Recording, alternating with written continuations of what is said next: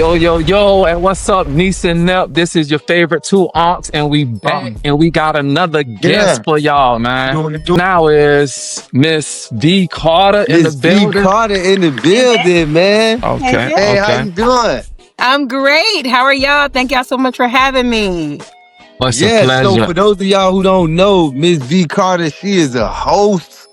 She is a brand ambassador, a global consultant, a personal coach. What do you coach? Like, you just help people coach their lives. I do. I coach on life and dating and business. Like, I basically you a dating help coach? people get their whole life I together. know that. I am a date coach.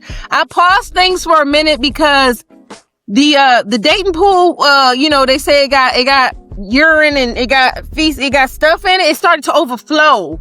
And the other dating coaches, they was messing things up, and I was just like, I'm gonna take a step back because it's getting weird. Like, people who are not good at relationships are giving dating advice, and so I was like, I'm gonna back up for a minute so they can be loud and wrong, and then I'm gonna come back. So we're repositioning now. Okay, I see. We jump right into it. I'm gonna have to put that question to the side because I definitely want to ask you a question I love about talking that. about it. I truly do love talking about date coaching because I just love seeing happy couples. But not just that, I love seeing happy people dating. You ain't got to be in a relationship to have a good time to be dating. But I just think there's certain ways for men and women to do it so that nobody get hurt, but everybody have fun.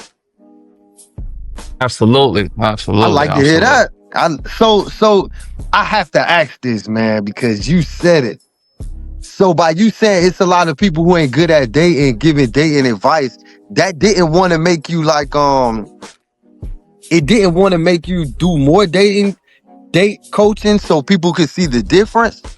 Cause when I see people who don't know how to rap, I be wanting to out rap them so they can. Right. You know I feel that, and that would be like an automatic reaction, but for me, it just wasn't. I'm always leaning into like the way that I feel based on an assignment. And it wasn't just that too. I became a mom at that time, and I felt like my energy would be better used to focus on my family and to focus on, I was technically a newlywed at that time, to focus on my family and to really be able to give it my all. And it was starting to wane on me because it wasn't just me giving advice to people. It was me constantly debunking and trying to reprogram all the stuff that was on the internet all day long, right? So it's like your rapping example. You hearing all these clown rappers and you always gotta battle them to prove to people you're good instead of just being good. You know what I mean? I was having clients come to me and be like, so-and-so online said in then, and I'm like, no. Me, hey, look at me. What'd I say? No. Come here. Look at me. Hey, look at me. No. Yeah. Like, no. Because, like, that's not. So-and-so is already in a toxic relationship. So it's kind of like, right. And it was disqualifying my clients. It was just a weird thing that was happening. And I was seeing it more and more. Right. And I was like, the industry is a little too overpopulated right now. It's too loud. I'm going to just take a step back. And I'm glad I did because I feel like it died down a lot. I feel like, because you see it now, but I feel like you don't see it as much as you did. Like COVID, everybody was at the house with a podcast. Well, no. That's what I feel like.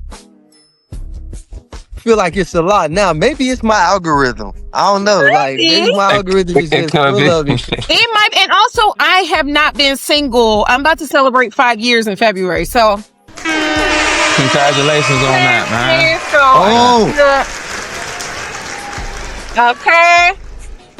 Okay. Yeah. So that could be a thing for me for sure, but I have had a lot of people circle back and be like, are you taking clients again? Please tell me you taking clients again, because what happened was they tried all the rest and was like, this is whack. You was giving people tea. Please take us back. So we back in the game. We doing it. We got to do it for the girlies and for the homies and for the Yeah, I definitely think that you need to start back because there's some people out here where definitely need that guidance because dating and being in a relationship could be overwhelming, and a lot of people, I mean, like all of us don't really kind of know what we doing. You know what I mean? So if you did have like some advice, I would definitely want to get to know that. But I see that you was the founder of Cuddle and Hug. Like, what is that? Yeah. So Cuddle and Hug is basically an organization where we co-host and host events where people can come and give and receive hugs in like a very like consensual, safe space. We try to make it so, because we have such a high female demographic, we try to make it so it's not overly sexual, that they can walk up to, and you know, shout out to Gas for being one of our hosts, but they can walk up to great host. I loved it. You was in your shirt, you was doing it. I loved it. I enjoyed it. Hugs that night. I felt like the crowd was a little chilling. They wasn't going. The crowd, I guess the crowd was really like, maybe they was like emotionally intelligent, like maybe they ain't need no hugs, but I was there if they needed me 100%. Usually it's like we did a co-hosting thing at Escobar, and they was hugging the crap out of my hosts. My host, man, see, I wish you would have invited me to one of those. Oh yeah, we working on that. We're about to set up one with Escobar Marietta. So, and then we probably gonna go back to Esco Atlanta too, and do so, and just hit up all the lounges, because it does so well in that atmosphere, because people are super lit. Like, it's a more of a lounge club atmosphere. People are drinking, they're hanging out. But to further answer your question, Aaron, we wanted to create a space where people, male, female, could come in and get hugs from any of the hosts, and it not be on some like super flirty sexual stuff. And this all stemmed from an article that I read that said that a lot of over-sexualized people, specifically men, don't have enough opportunities for physical touch. So that's why they use sex as a way to physically. So they're not getting enough hugs. They're not getting enough touch. They're not, they're under touched, which can have like psychological and emotional repercussions. So I wanted that to be a thing. And you would also be shocked to know that I've had more men volunteer to be hosts than women. Like, I have a flyer online that shows a lot of my past hosts, and most of them are men. And they just love it. They love being hosts. They love hugging the girlies and just like being friendly and having a good time. So that's what it's about. That's why I created Cuddle and Hug, and that's what we do. And so when you created it, like what was your mind frame? Because we already know like what it does. So when you sat down, you was like, hey, when people come in the club, they probably need a hug. You I wanted there to be an additional element, because, going to the club and party and all that, it's great. Like, I had my time. I used to be a promoter in LA. I came to Atlanta, and I was on Hot Girl Summer as soon as my feet touched the ground. Like, was nonstop, and I got the atmosphere. Like, Atlanta is so different than any other party. Yes. Especially if you have that extra element of the culture and of the people, the richness of the history, the legacy. Even if you throw in the elements of trap, the music, the strippers, the whatever, all of that stuff coming together, it makes such a vibrant club atmosphere, right? But also I felt like there was an element of like friendship. And like, just chilling. Because not every time I'm having interaction with a male is it going to be sexual. I have a lot of homeboys, and we are just cool. We've literally never done anything, but we be having a good time. And that's how it is with my host, but it also is the atmosphere we create when we go to these events and we're hanging out with people. We used to do pool parties at the W before COVID. Okay. And we would be up there, and people would come in and be like, oh, where's my favorite host? And they would be kikiing and hanging out, and we'd be taking shots. Like, it was just like a little party crew. And I wanted that. I wanted that element of like friendship and comfort, and for it to not be this super sexual thing. You know what I mean? So that's kind of where my head was at. That's what's up. I'm a lover girl. Okay. That's dope. I also heard you say that you're in a new relationship. I mean, 5 years, I guess, is not new. It's not necessarily new. Listen, I was outside. Oh, you want to know where I'm at? We outside! When I met my husband. I ain't even gonna lie. I ain't even gonna hold you. Like, So I'm a widow. My first husband passed away in 2016. So Wow. Sorry to hear that. Sorry to hear that. It was a crazy time. I was in my early 30s and I was like, you know what? I gotta get out of LA and do something different, do something new. And so I came to Atlanta and was like, oh, you know, I'm out here having fun and had the best time and was dating. And this is kind of also where the date coaching stuff comes in, because I had a rotation, y'all. I had a rotation. I was a sugar baby for a little bit. Like, No, you had a started roster? Queen of the roster. Like queen of the roster. All right. Like no shade whatsoever, but I can start a roster right now today. Okay. This minute. I mean, because really, and this is what I teach my clients, and I've always taught my clients, it's about having all y'all needs be met. You as men, y'all have needs. There's a certain expectation. If you and the person you're dating are on the same page, guess what? Y'all both gonna be happy. But what I tell my clients is, stop trying to get orange juice out of an apple. You up here. Say that again. Stop trying to get orange juice out of an apple. Into relationships and marriage, you give ultimatums and all that, baby. Leave that man alone and go find another man or another partner, another friend. And as long as you're communicating, as long as everybody know what's going on, it shouldn't be no problems. We're adults. Are we? What is this? We in high school? You know what I'm saying? Like we should facts. move in a certain way so everybody is happy, everybody cool. All this weirdness, slashing tires and stuff. I'm sorry. My girls don't do that.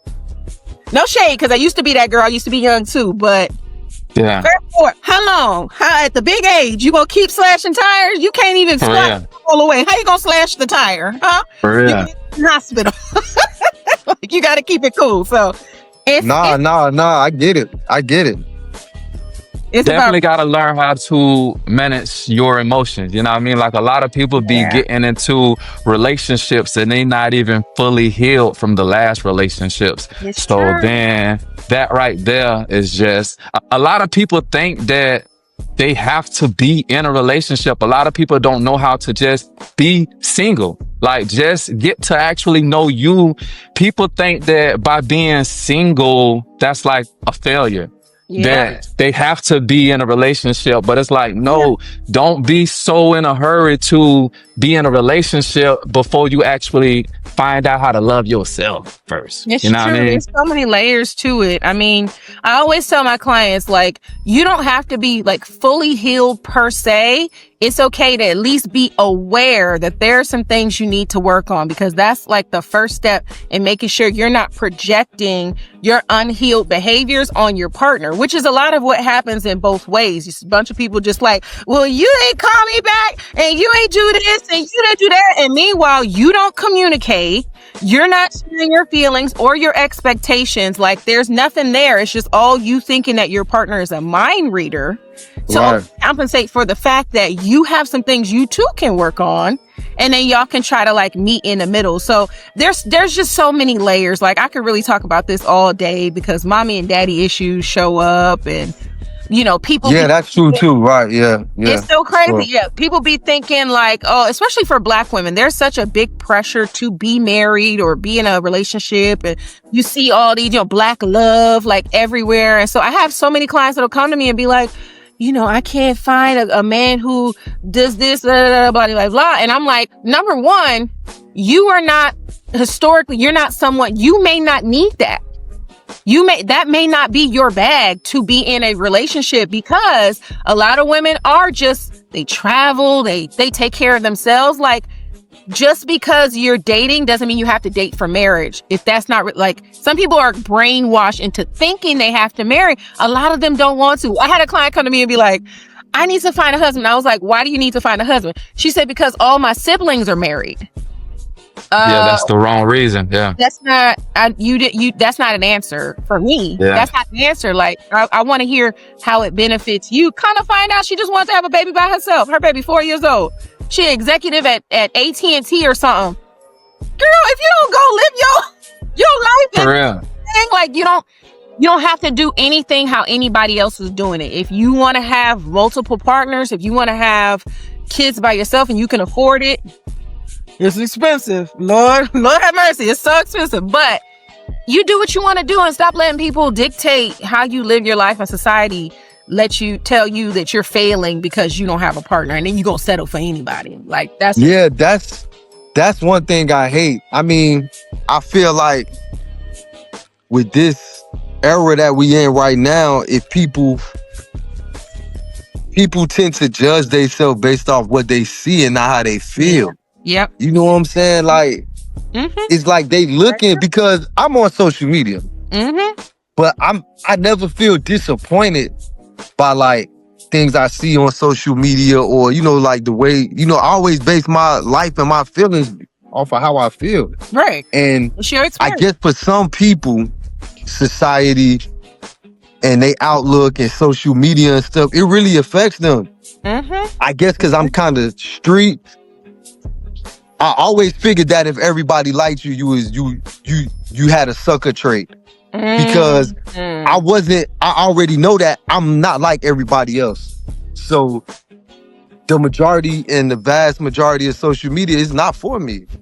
You know what I'm saying? How people live in their life, it's just not for me. You know what I'm saying? The chances I might take, or the risk I might take, or the determination I have to make sure like my family's straight, or the loyalty I may have to a friend. I realized early on that that's not normal. So I know if I walk in the room with 50 people, I might can't relate to none of the 50. Yeah. And I be cool with that. I just get in my corner and be like, all right, brother, cool. You know what I'm saying? Right. And I realized that. So of course, in a app with 50 million people, I already know, like, you know, this is just entertainment. But I'm glad that you said that. Like, society does affect people in a major way, even if they not really, I don't want to say they're not a part of society, but when you live in your life, society doesn't affect like what you do. You know what I'm saying? As far as like your the energy you put into things, you know, like your capabilities, you know, that comes from you.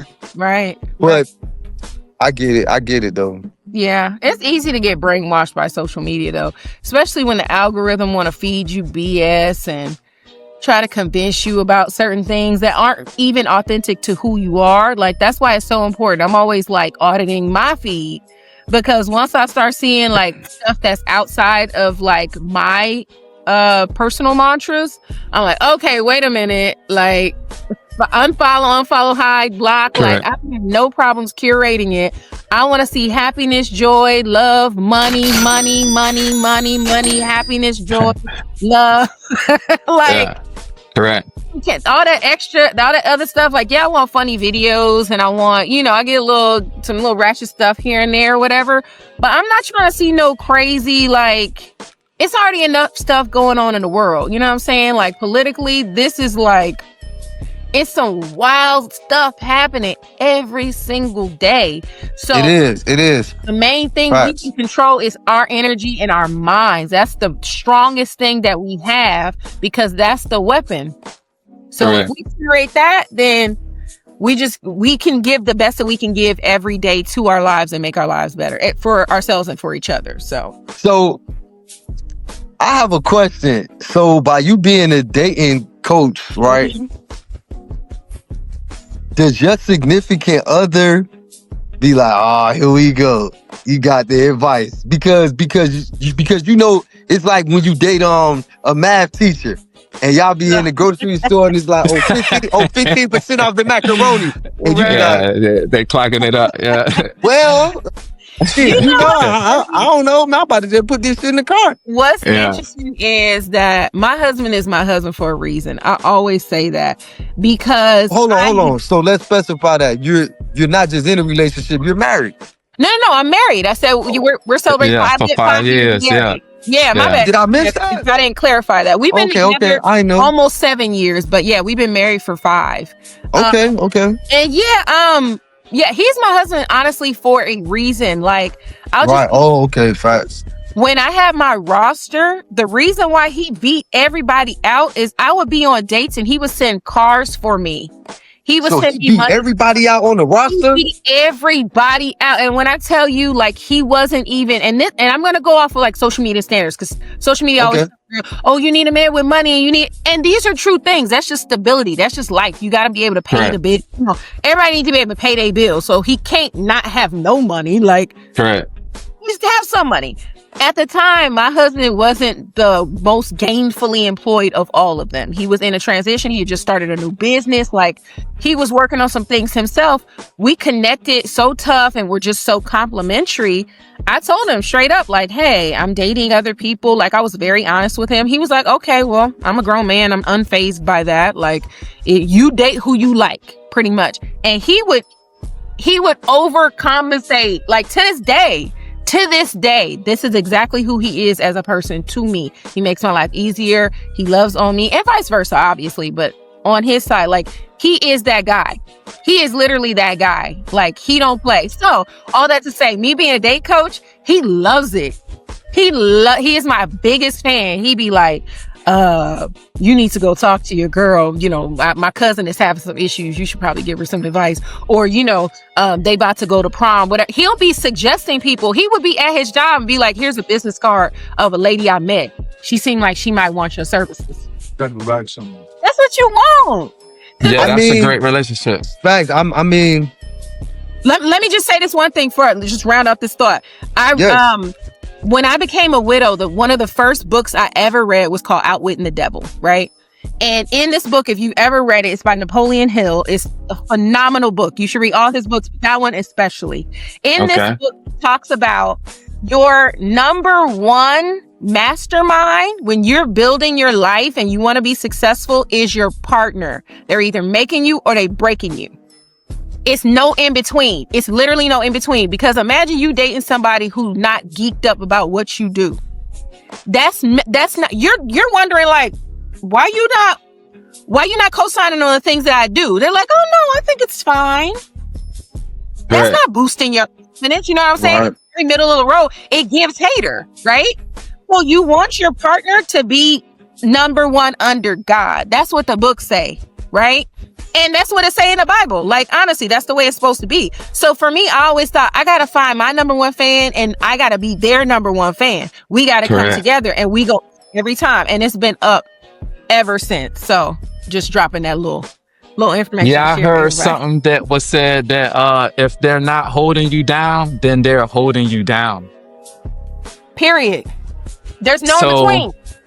Correct. So I want to ask you a question about that, since you are like a dating coach. So if that person is like awesome in every other department, but they just seem to can't like be that number one fan for you, how do you have a conversation with your partner about that? Because most relationships end bad, but how do a relationship, I guess what I'm asking is, if your partner is not doing no infidelities, no betrayal or not like that, but they just seem to not be that person that you need in your life, how do you have that conversation to tell them like, hey, you awesome, but like, you're not the one for me? So, like, how does that? Yeah. Well, that was going to be that last little part. You're not the one for me. I was waiting for that, because that would be my recommendation. It's like, when I give suggestions on dating, I say never date desperately. You never date in a scarcity mindset, because that's how you get set up in situations with people that are not for you. That's how you end up settling in something that's not for you, right? So you find this person that's great. Y'all hang out, y'all have a good time, whatever. But for some reason, they don't seem like, you're basically dating a low-key hater. And I was married to a low-key hater. Yeah, I heard. Oh, man, I wrote a song called Sleeping with the Hater. I remember that, bro. I remember that. You remember that?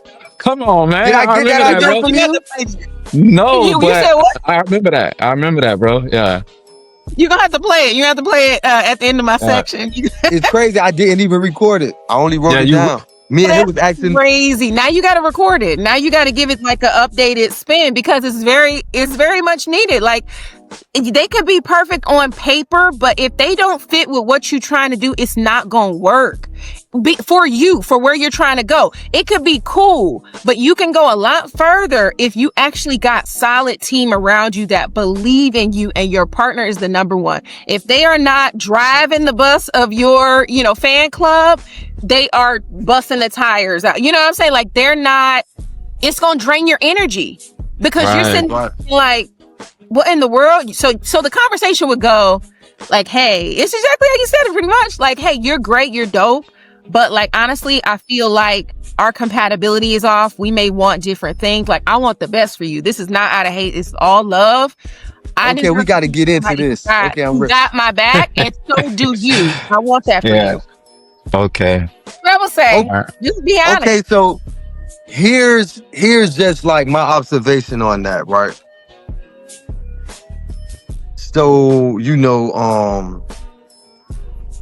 me and Aaron, we have a talent. You have a talent. You know what I'm saying? Gifts, talents. I mean, however you want to call it. And people could see me every day. Like, this happens to me.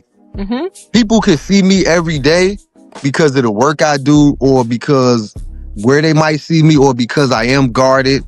I'm slightly quiet. I'm not, if you're not family or something, I'm not, you know what I'm saying? That's not me. So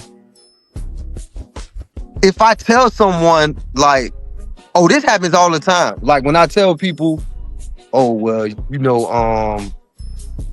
you read and I wrote a book, it's a part 1, part 2. You know what I'm saying? Read it. It's on Amazon. People always say, you wrote a book? So it's like, if you meet somebody and be like, yeah, I write books. I'm a motivational speaker. Or I could freestyle a little bit too. I DJ. People gonna be like, come on, man. What you drive, 18-wheelers too? You do cartwheels? Like backflips? Oh, you a gymnast. So it's like sometimes, and me, by y'all saying that, it has been people who I met, even like people who I'm friends with now, like new friendships. When I tell them what I do, it's kind of like, I do so much that you kind of have to show them. You know what I'm saying? Like when I first met my wife, I was kind of like, yeah, I rap and stuff like that. And when she actually see me in the studio, like one taking a song, or just let it run. Now, like, you have to see people's face, because some people will judge you off of their capabilities. Right. It's just like Jay-Z said, when I told my uncle I wanted to be a millionaire, he couldn't fathom that.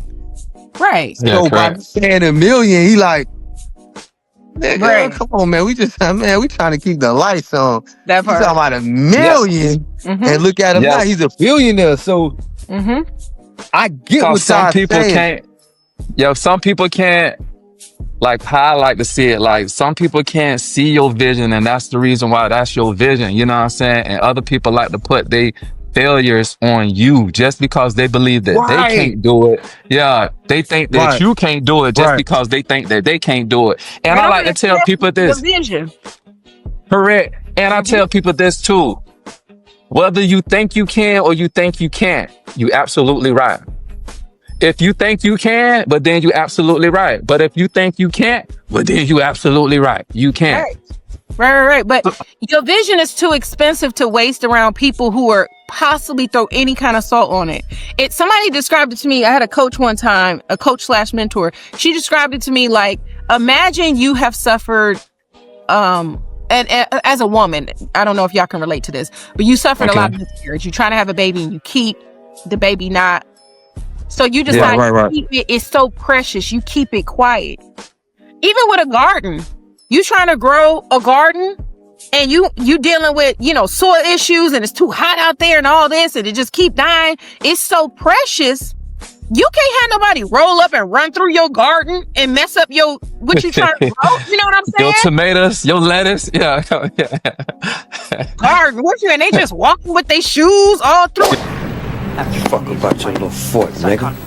And that's what it's like when you're around people who they just don't have the capacity, not even in a malicious way. It's not even malicious, but even subconscious negativity from somebody plays out. It's still the road. They say the road to hell is paved with good intentions. It's subconscious. It starts acting out regardless. It's like being around a secret hater, somebody who jealous of you. They don't even know you jealous of you sometimes because that's just their personality. They can't help themselves. It's up to you to pull the weeds out your own garden. Nah, I just was saying that I feel that, but you know, my therapist told me that I have what they call survivor's remorse.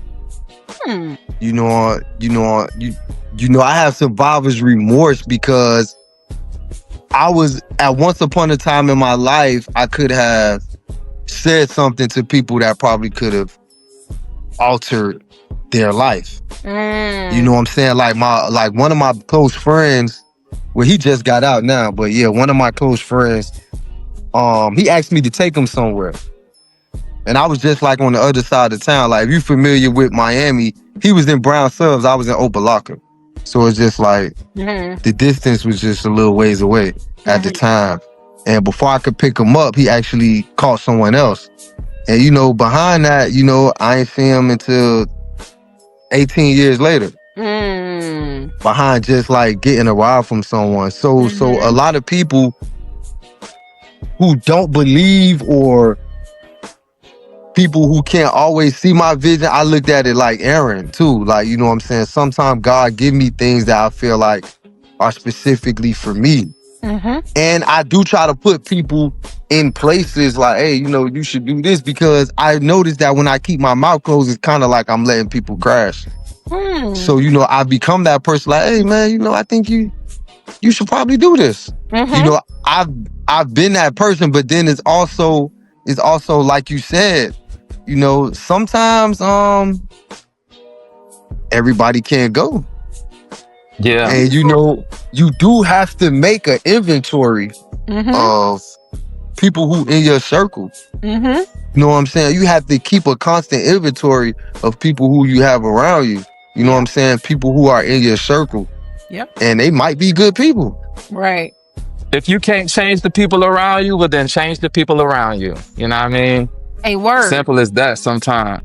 But I see, on another note, I see you was a former TV host for Aspire TV and Aspire Marketplace. Like, how was that? Like, tell us about that experience and how you... Oh man, that was dope. That was like my first taste of doing TV. I had never done it before. It was literally my first goal I wrote down, and I manifested the hell out of that in 2 years. That's what's up. I got to Atlanta and I was on a mission. I literally was like, I'm gonna make certain moves. The advice that I give people, if you're trying to do anything, do what you want to do, right? So if you want to be on TV, position yourself, act like you're already on TV. Do things like that. So I would set up interviews with celebrities. I would just email people and just get them. And what ended up happening was I was doing these random interviews. I didn't even have money for a studio. Like, I was just like interviewing people in loud coffee shops with microphones. Like, I was just like asking people like, hey, can you come and record me? And I'll like watch your kids. Like, when I tell you, I didn't have a car, nothing. I was figuring a bus ride everywhere until I could just figure it out. I was going to photo shoots, doing everything. And I ended up setting up an interview with Nikki Chu. And she was in her second season of her show, her home design show. And they was like, yeah, pull through. And I'm thinking it's just going to be like a little, like, you know, we have a little chat interview, just a little something. I grabbed some pictures, a little bit of video, nothing, you know, whatever. But I still was going to show up like a host. I always try to dress like the host. Like, no matter what, I'm like, when you look at me, I want you to know it's me. I'm the host. It's all me, right? So I I got my look together. I got my cameraman. I have a backup cameraman because my first choice cameraman with all the equipment ended up accidentally double booking. It was like a misinformation kind of thing. And I was like devastated. This dude up with a recommendation to the studio. We walk in the studio. They have the set. The full set is like up for us. All of Nikki Chu's furniture, her art, the stage is set up for a full-on interview. Like, I'm freaking Oprah. Right? I'm losing it because I'm like, I ain't know that's how it was gonna be, right? The dude who was a replacement, he had a camcorder with no stand. I'm doing the interview. He's holding the camera. Dang. And the video was unusable because he's breathing and the camera's moving. Yeah. Wow, that's crazy. No, but look, this is God. Because sometimes you gotta listen to the voice and not pay attention to what's going wrong around you. You gotta stay on assignment. This is what happened. He was recording this interview. I'm like so embarrassed. I'm so embarrassed. The interview's going great. We take a break halfway. When the interview started, it was maybe about 3-4 people in the studio. When we take a break at the half, I looked up past the lights. The studio is packed. Wow. The studio is packed. So I'm like confused, like what the heck is going on? All the executive producers have come out of their office. All of the staff has come out of their office. They're all in here. They stop takes. You know, they do like movies, like Hallmark movies and stuff like that. They're all set. It's actors. The studio is packed in there. I'm like, what in the world? We finished the interview. I get off. The executive producer comes up to me and she says, I really like what you're doing. I think we can figure out a show for you. And that's how the place was created. Damn. Wow. We didn't even use the interview. That's amazing right there. He was like, we love what you do. You got great energy. You know how to lead an interview. Like, this was so good. We want to work with you. And literally, they created Aspire Marketplace for me. And I did it for 3 years. I think it still runs between syndicated TV, like My Wife and Kids and Martin and stuff. But I don't have the channel right now, so I'm not exactly sure. But yeah, it was a phenomenal experience. Yeah, that's Aspire TV people. Okay, my family. That's what's up. That's what's up. That's an amazing story too, man. It's crazy. It's crazy how God be working in the background like that, man. That's crazy. I'm telling you, I always tell people, don't worry about how you dress, just show up. Sometimes you just got to show up. If you can dress your best, great. But, you know, I feel like social media tells people you got to worry about aesthetics and, how that look, and you got to have the best equipment and this and that. Sometimes you just need to be in a room. Correct. You just need to be where you're supposed to be. Sometimes you got to be at that bus stop when that bus pull up. And don't worry about nothing else. You know what I'm saying? Like, do you, and everything gonna fall into place. That's awesome. I ain't gonna lie. That's a hell of a story. Thank you. Absolutely. Thank you. Yep. Look, blessings. So many blessings. I can go on and on. I have so many good stories. Blessing on blessings, etc.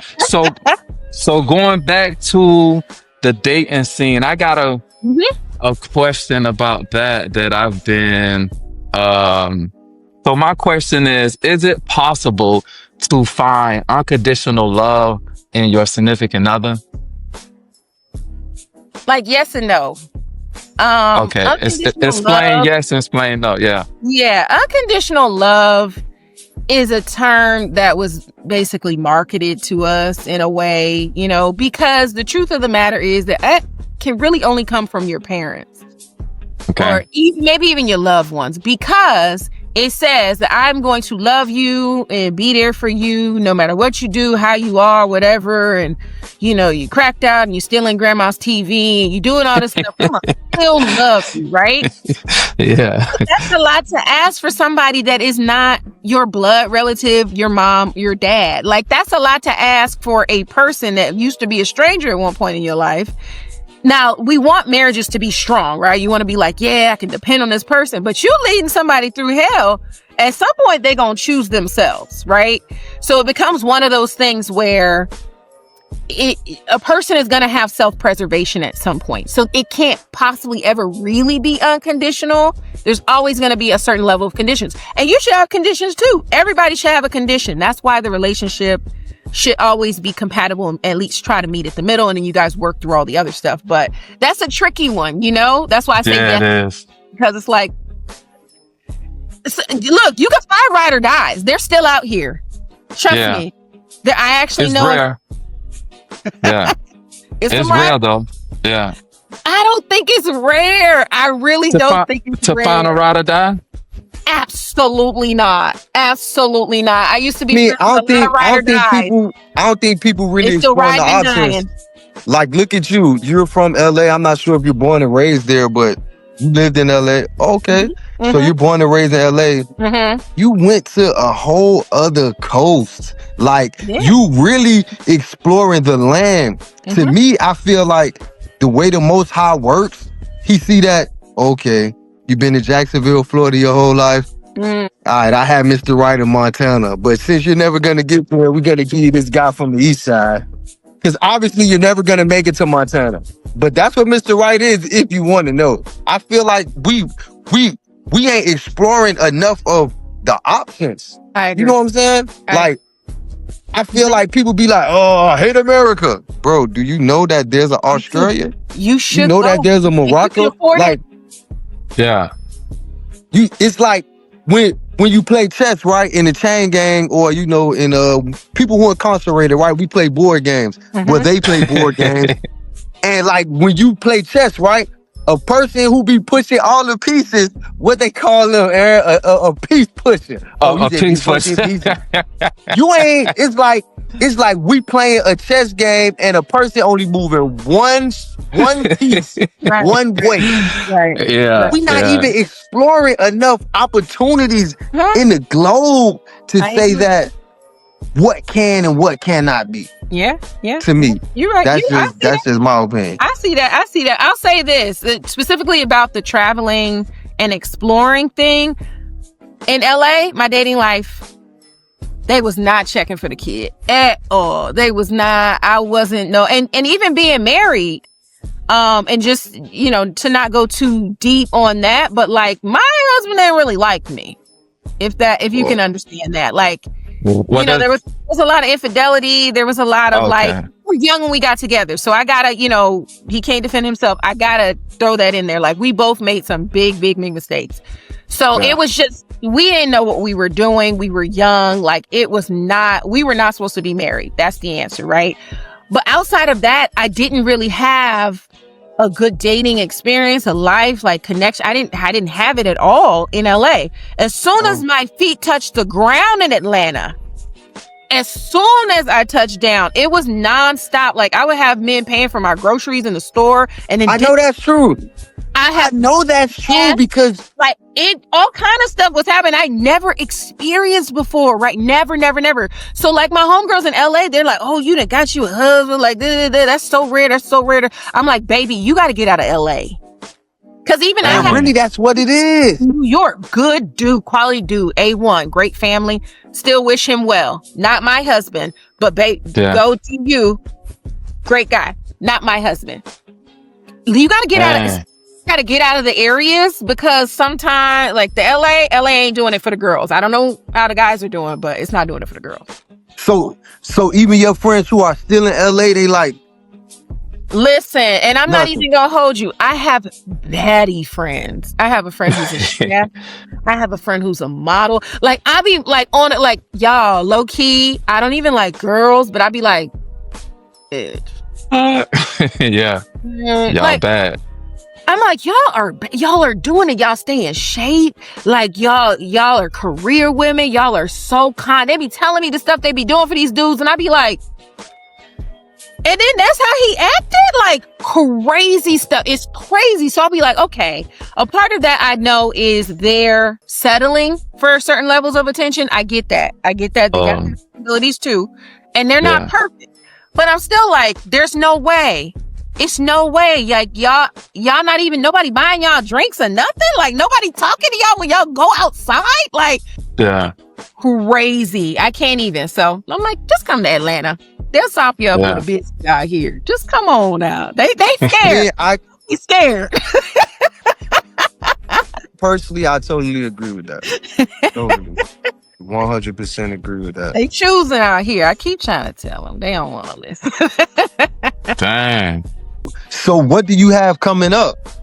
So next up, I'm working on a bunch ask you for dating advice all day. So and look, I told you I could talk about this all day long. I really can, because I just want to. I feel like happy daters begat happy communities.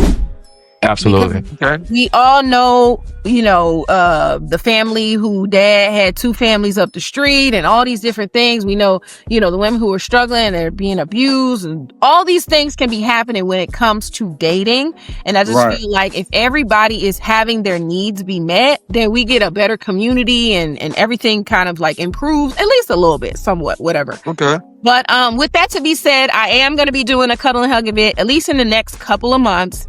But maybe possibly by the end of the year, just depends, because things happen. But I'm also a brand strategist, which I don't even know if we got into. And so I have a couple of clients that I work with, and one of my clients is actually going to be working with One Music Fest this year. And it's a lot of really exciting things that are happening. So just stay tuned. Tell everybody to follow me at the Vee Carter on all platforms. Definitely. And if you want, what is a brand strategist? Tell them what a brand strategist does for the brand. We can't just skim over that. Oh no. We can go into it. So I have on the corporate side, because you gotta have that stream of income when you're doing when you're trying to make the main thing, you still gotta have that funding, you know what I'm saying? So okay, exactly. That's key. A brand account manager for probably over 15-20 years now. I've worked with Boys and Girls Club. I've worked with Trap Music Museum. I've worked with AT&T. I've worked with American Express, like all these different brands that I've worked with over the years. And for my role as a brand strategist is I basically help position brands to get the most visibility and profitability, depending on what they're looking for, right? So certain brands, like a lot of my clients have an issue where they've built up a decent following, but they don't have any brand partnerships. They don't have any, they want to do more public events. There's a little bit of like PR publicist kind of stuff in there, but essentially I'm the person with the ideas. You come to me and say, hey, this is my brand. This is what we have been doing. And I say, well, have you tried this? Or what about this? Or this is actually what the industry is doing. Or this is the pivot that you need to make in your business so that you can make the most money long term. Like, don't just focus on this, focus on this and this. And basically I help make sure that you're not overextending yourself in areas that make you successful.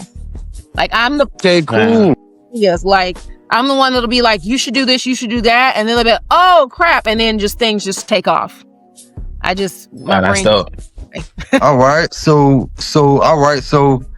great, man. So for those watching, if they wanted to sign up to be part of one of your cuddle and hug events, how do you go about picking people for that? So they can just DM me, honestly. And whenever we have events, and most of them are going to be in Atlanta, but I keep getting called to do one in LA. We did one in LA with this group called Play. And they basically are they have games. They have like all the games. So, you go to like a date night or whatever, it'll be at a restaurant or lounge or something. They got every game you could think of. And you just spend a night playing games. So we partnered with them and did an event, and it just went so well. We had so much fun. So we might do another one with them, or we'll kind of do our own thing, or maybe find a new partner. But I'm like literally get DMs. When they saw that I did the thing 2 weeks ago, they was like, oh, you doing it again? Like I would have girls messaging me like, me and my homegirls is coming into town to come to your next cuddle and hug event. We coming to the next event for my birthday. And I'd be like, and another reason for that too was I found out some of my hosts were sex workers. That helped out. Oh, okay. Yeah. Wait. No shade. See, that's a sex work. Okay. Never. All right, that's a whole different conversation. I was like, that's what's up. Yeah. Yeah, because they definitely gonna bring them to the party. Yeah, I was gonna say, they got a crew. Yeah. I was blessed. You better know. Lord have mercy. The Lord is my shepherd. He know what I want. Excuse me, brother. Miss Parker. I was blessed because they volunteered, and I was just like, I am so blessed to have this level of support. My neck, my back. Pull your tongue from the crack back to the front. My neck, suck it on my back, and come, nigga. Make sure I keep busting up. Love that for me. So it's a good time. Like I'm expecting things to pick back up. Like I messaged someone who was like, yo, y'all need to pull up. It was like, oh, we're already booked. Like their careers is gone. Like they be doing everything now. Like they run their own businesses. They make big money. Like it's not even a game with them. But good. New start. But I'm available if you ever need me again now. You don't even play. I'll just make you resident hugger, okay? You will just stay. Wait, don't do that. Don't say that because I'll hold you to that. And we got this. We'll turn it into a clip. It'll be a reel. It'll be like, it'll be my new profile picture. Y'all heard what he said. I'm the resident hugger. I don't have any problems with that, okay? Because I almost feel like we got to kind of redeem things a little bit. You know what I'm saying? From the last because I didn't really give anyone a hug. I guess because it was a lingerie fashion show kind of too. And so I guess maybe they were more into the women than they were into me. I probably had to put my Hoochie Daddy shorts on and really come out. You know what I'm saying? I felt like I wasn't giving them what it needed to give. But yeah, I'm definitely anytime, man. You definitely reach out to me. I think the crowd was a touch shy. They what? Listen, everybody looked beautiful. It was a lovely event. Absolutely. I think I'm just used to like Atlanta events being so lit, like all the time. Like people be like on tables and like backflipping and stuff, doing the split. It don't matter who it is. It just be so like out of this world. And because it was a fashion show, it required everybody to just be sitting down. So I think to your point, it's kind of like, that's true too. Yeah, for sure. I was thinking about that too, of like, you don't want to be up doing the splits in the aisle and then somebody trying to do the fashion show. Like, you got to say, right. That's true. But we're gonna redeem you though, Gas. We're gonna redeem you. Definitely, man. I appreciate it, man. And we definitely appreciate you for coming on. For sure. Absolutely. This interview. I don't even feel like it was an interview. I feel like you was just giving us some game. And that's what we like to do. We know it's the era of the aunties. And so we just representing the side of things. Period. And we definitely appreciate you for coming, man. This was beautiful. Definitely. Most definitely. Yeah. Or anytime y'all need me to come back and share. Have your listeners send in some questions. I'll answer some absolutely. questions. Yeah. Oh, okay. That's what we actually been doing. Yeah. We want to get like a little dating show. Just like how you said your girls from California, we need to like get like 3 or 4 men and get them and somehow get a panel together from everybody respective places and see if we could get something going for them, man, because that's diabolical. Holler at me. They should not. Okay. I'm down. I'm game. Yes, indeed. But yeah, thank y'all again so much for having me. Everybody follow me on theveecarter.com and I'll see y'all next time. All right. Thank you, man. We appreciate it. Thank you for your time. Bye.